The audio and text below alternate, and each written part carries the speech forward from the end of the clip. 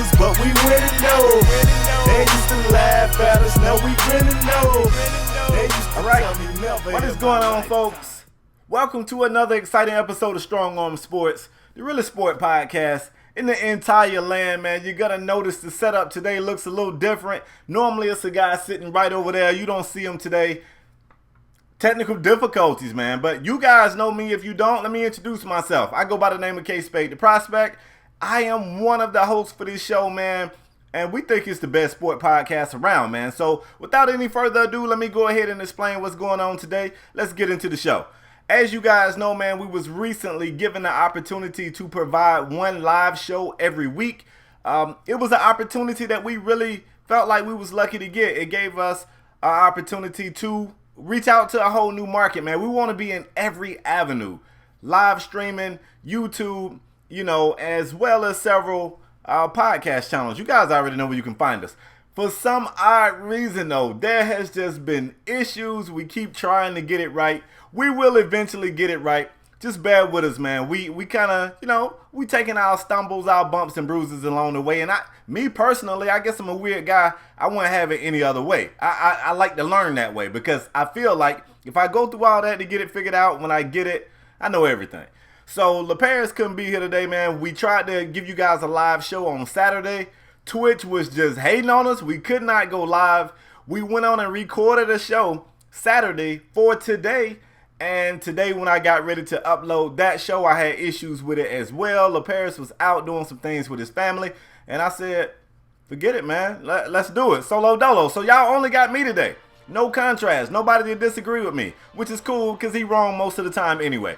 So I got a little short show for you guys today. Of course, it's going to be shorter than normal because I'm the only voice you guys are here. Without any further ado, let's get into it.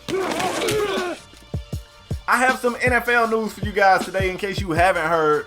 Roger Goodell, the NFL commissioner, man, he has this thing about Tom Brady. He won't let it go. They went and relaunched. I don't want to say they relaunched the investigation, but they went back and they decided that they feel like they should give Tom Brady the 4-game suspension that he was given last season. Of course, he didn't serve that suspension because he appealed it. So how do I feel about this? How was he considered innocent last season but guilty this season? Tom Brady has, of course, said he is going to appeal again this season as well. I think he should. And then, LaParis had a really good point when we did this show Saturday. Whatever happens here, I want both sides to just agree to go with it. If Brady gets off this year, I don't want it brought up again. If Brady has to serve the 4-game suspension, I don't want to hear about it again. Deflategate is old, man. We ain't even thinking about that. I'm ready to move forward. Roger, leave Tom alone. And Tom, stop messing with the football. Also in NFL news, man, we have to talk about the New York Jets and this whole situation with Ryan Fitzpatrick. They made a deal to Ryan.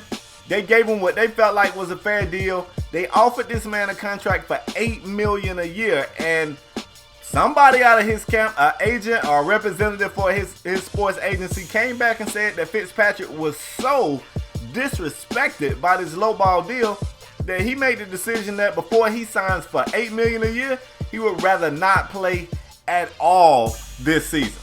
So you know me, I don't make no millions of dollars, so I'm listening to this thing thinking $8 million a year is too low.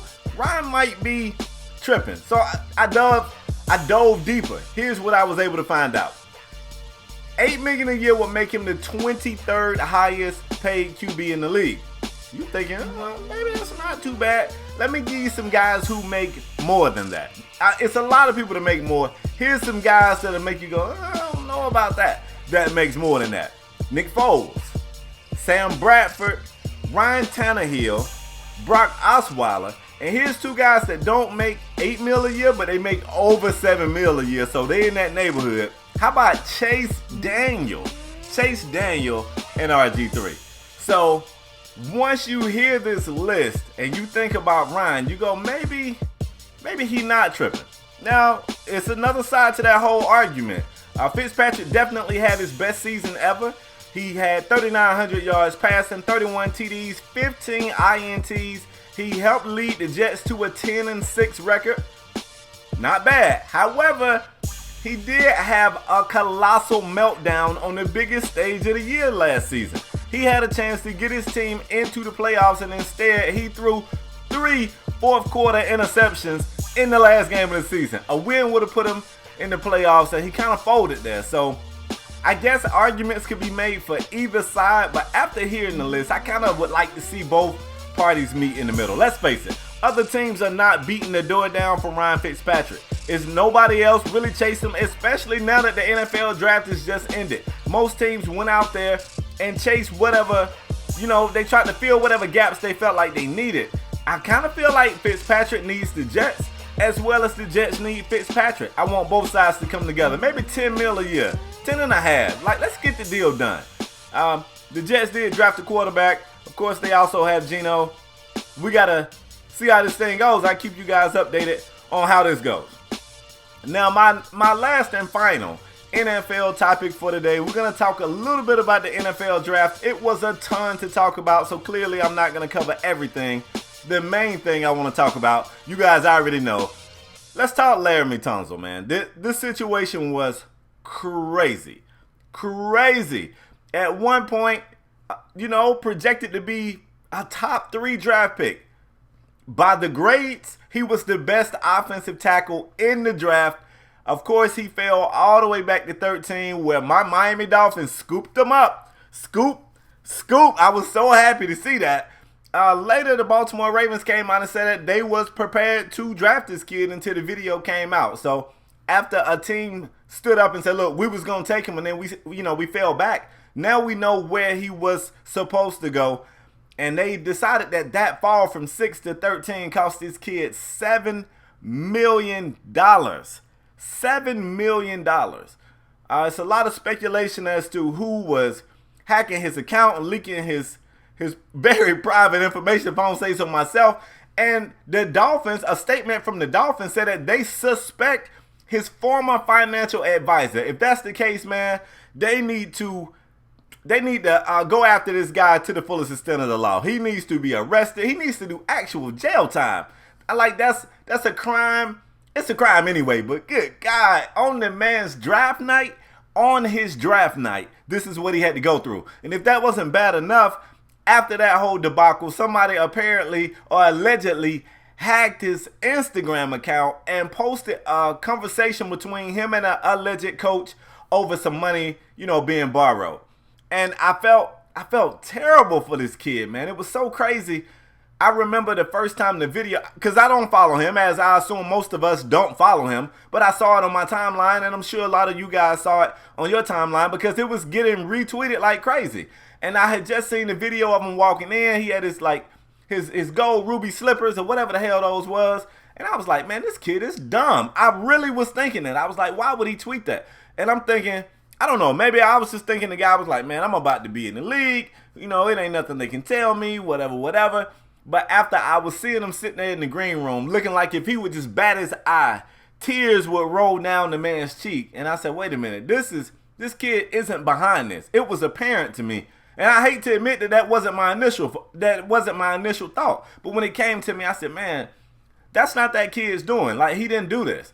And it just got worse and worse for him. After the Dolphins drafted him, of course, it's a press conference there. I was told, or I read, that the Dolphins organization told Laramie, you don't have to go out there and take any questions. You can go out there and just say no comment. And like a young man, 21 years old, he is technically a man. Kid to me, but he's a young man by law. He went out there and he faced the fire, and at times it was far from pretty, man. Like, they was asking this man direct questions and he was giving direct answers to the point that it was making me feel uncomfortable. He was sweating. The man had beads of sweat on his bald head. I'm a bald-headed man too, Laramie. I know the issues, man. I know it gets real out there. I know the problems you deal with. He went out there and he was just taking question after question, and he was, for the most part, being honest, like scarily honest. And everybody was wondering, what does this mean moving forward? Well, for Laramie, I don't feel like it could mean too much bad. What could the league do? He wasn't an NFL player. It's not like you can put him in the substance abuse program. You can't find him because none of this stuff happened as he was a member of the team. The bad thing about it is what it does for Ole Miss. The people at Ole Miss are going through it, man. And you better believe that there's some kids over there getting their mom's rent paid, bills paid. And folks, if you are ignorant enough to believe this only happens at Ole Miss, I want you to check yourself right now. And I just hate it for Ole Miss. I'm not an Ole Miss fan. You guys have never heard me root for Ole Miss. But I know it's kids over there that's going to be negatively affected because of this. And if it really came from some greedy ass former financial agent or financial advisor, whatever you want to call him, they ought to lock his ass up. I really hope that Laramie Tunsil learns from this. Was it his fault he got hacked? Of course not. It is his fault that you still carrying around a video of you smoking weed out of a bong attached to a mask allegedly a couple of years after it happened. Why? You want to smoke weed? Smoke it. You want to smoke it through some bong mask? Smoke it through a bong mask. But why the hell must we record it? Why the hell must we save it in our phone? Why? Are you gonna forget that you had that experience? You was there. You experienced it. You remembered it. Stop saving this type of shit to your phone. This stuff always gets out, and it's always somebody going, oh, well, I never thought I could get hacked. How could you not think you could get hacked? Like, people get hacked. Things get hacked every day. Don't think that you some technical genius that it can't happen to you. Stop saving stuff that can incriminate yourself. Stop. Anyway, of course, some of the big news was Dallas Cowboys took Zeke Elliot from Ohio State. That one was kind of weird to me. I like Zeke. I feel like he's the real deal. We all know that the Dallas Cowboys had one of the best offensive lines in football, so I don't question whether or not the kid will be successful. What I question is how big of a need that was for the Cowboys. If you was to grade their team, I think running back, they probably had a B or a C+, maybe even a B- if you want to go that way. Why not address some of this stuff where you got D's at, like pass rusher, defensive back, cornerback? I understand the concept of taking the best in the draft, or the best available. I don't want to say the best in the draft. The best available. I understand that concept, but geez, Dallas, go get what you need. Somebody should ask Jerry Jones if he's trying to win or if he's trying to sell tickets. That's the question. If you're a Dallas fan today, ask yourself that. I don't feel like drafting a running back first, if you're the Dallas Cowboys, is a move to help you get to the championship or win the championship. I just don't feel like that's the case. Enough of that NFL draft talk, man. Let's talk a little bit of NBA. Let's talk about the fact that George Karl recently fired Sacramento Kings head coach. Came out with some comments that I was expecting. I was waiting for these comments to come. I knew they would be on the way. George Karl says he never got into a good place with DeMarcus Cousins. He actually spoke on a lot of things. He went deeper than I thought he would go. He spoke on the fact that he feels like Vlade Divac has a issue on his hands.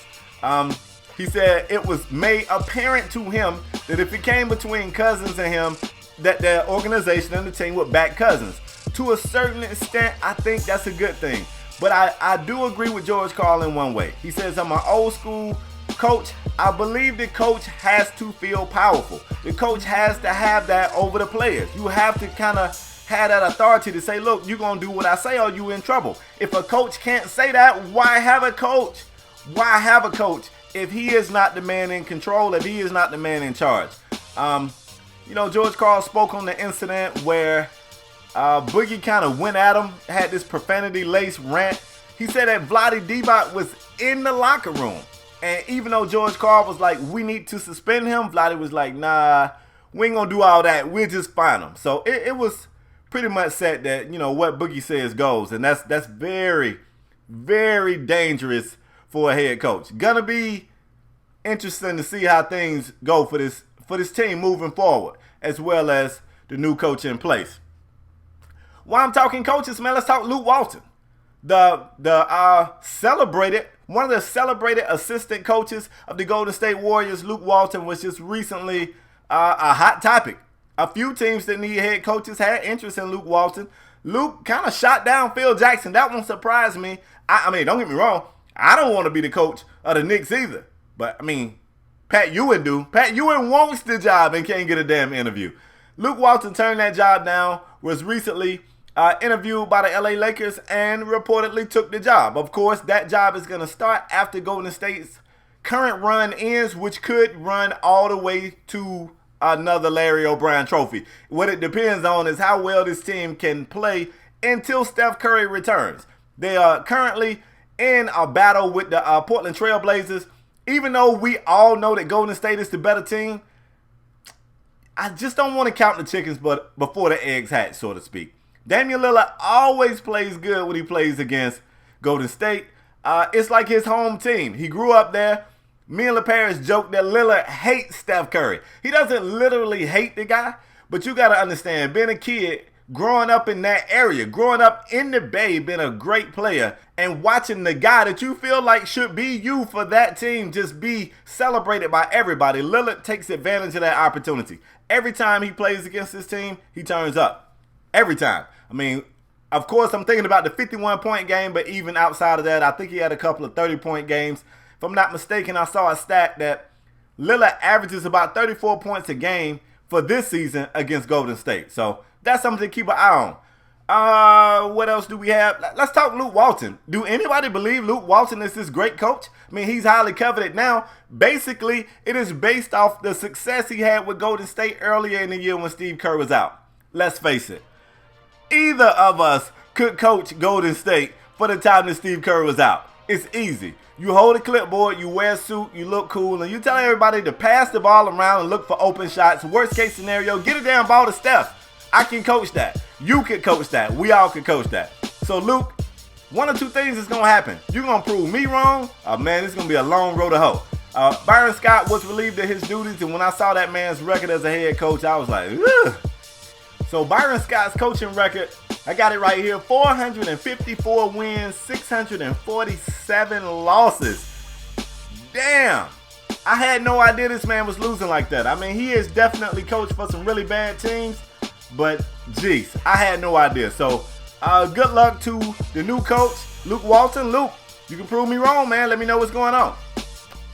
Couple of more topics, man, then we'll shut the show down. I do want to let you guys know the Miami Heat did take care of business in Game 7 very decisively. It is Game 7 Sunday, so you had the Heat and Hornets down in beautiful Dade County in my yayo, right off of South Beach, man. It was going to look beautiful down there. And I felt, it's crazy, the Saturday show I wasn't able to bring you guys. We did our pick'em game, and we chose both 7-game series. I stayed with my initial predictions. I predicted the Heat to win that series, and I predicted Toronto to win that series, so I didn't change anything. The Heat looked amazing. They looked like they looked in games 1 and 2. I don't know why the Heat don't consistently play at that level. I don't know if they let out the gas a time or two, but today it was apparent that the Heat was the much better team. Also, it didn't help that Kemba Walker had an awful game. Kemba finished the game with only 9 points on 3 of 16 shooting. Quite the contrast on the other side. Goran Dragic had an amazing game. 25 points, 6 boards, and 4 dimes. Amazing performance. Dragic, this is what we wanted when we got you. This is what we wanted.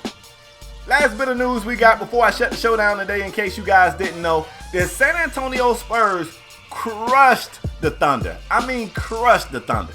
Once again, kind of like this last Game 7 with the Heat and Hornets, everything kind of went right for the Spurs. Not so much went right for the Thunder. In fact, Serge Ibaka led the Thunder in scoring. Kevin Durant and Russell Westbrook, neither of those guys made a three-pointer for the entire game. And that was kind of the law of the land.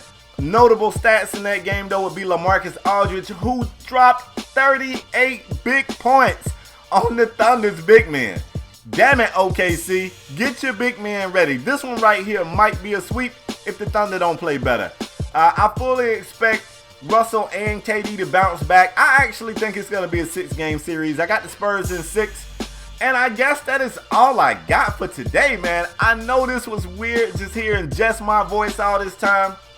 I don't know, man. I do it for y'all. I did not want to go 2 weeks in a row without giving you guys a show. And I said, whatever I got to do to get it done, I'm going to get it done. That's the type of person I am, man. I've always been that guy. I'm going to always be that guy.